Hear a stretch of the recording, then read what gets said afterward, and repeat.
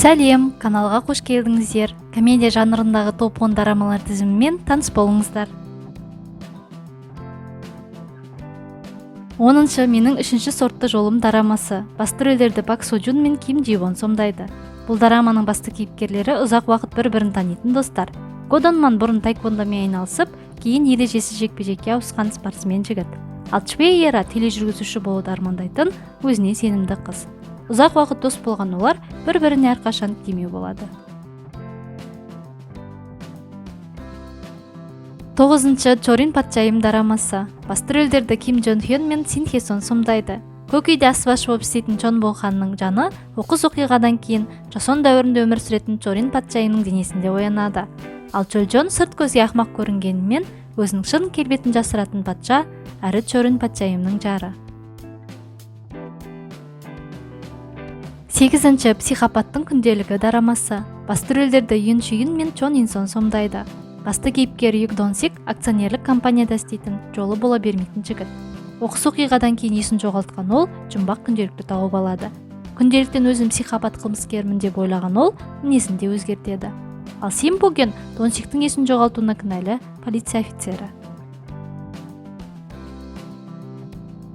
7-ші Хогудың махаббаты дорамасы. Басты рөлдерді Юй мен Чхве Ушик сомдайды. Кан Хогу жолы бола бермейтін жуас жігіт. Ол бірнеше жылдардан кейін өзінің алғашқы махаббаты Додохиді кездестіреді.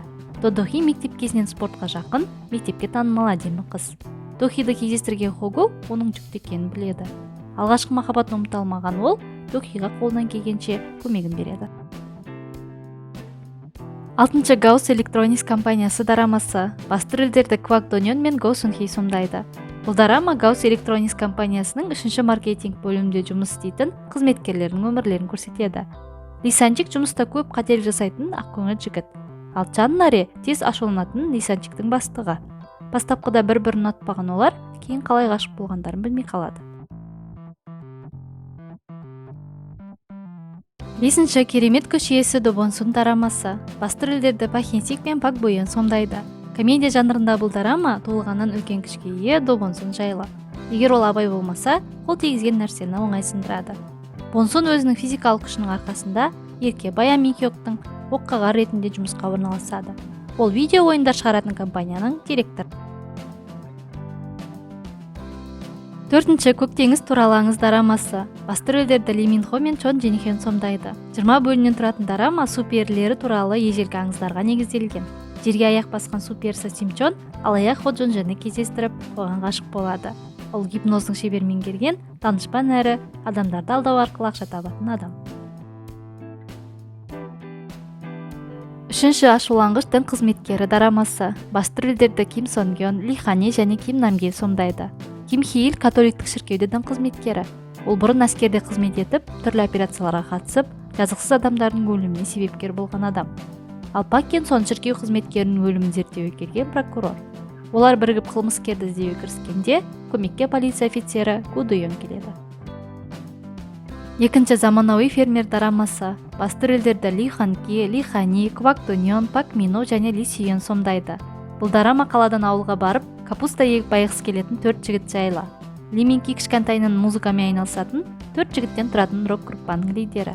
Алайда фермерлік жұмыс олар ойлағаннан қиын әрі ұзақ уақытты талап ететіндігін кейін түсінеді. 1-ші 2 сезоннан тұратын Вайкики күлкісі дорамасы. 1-ші сезонда Ким Джон Хён, Ли Игён, Со Сун Вон сомдайды. Дорама Итевонда орналасқан Вайкики қонақ үйінде тұратын 3 дос жігіт жайлы. Оқиға банкротқа жақын тұрған қонақ үйлеріне кішкентай қызы бар жалғыз бастана келгеннен басталады. Ал 2-ші сезонда Ким Сон Хо, Син Хен Су, Ли Игён сомдайды. Бұл сезонда Вайкики қонақ үйінде тұратын мектептен бірге дос жігіттер жайлы. Қызықты әрі күлкілі сәттерге толы бұл дорама достық пен махаббатты көрсетеді. Видеоның соңына дейін көргендеріңізге рахмет. Каналға жазылып, пікір қалдыруды ұмытпаңыздар.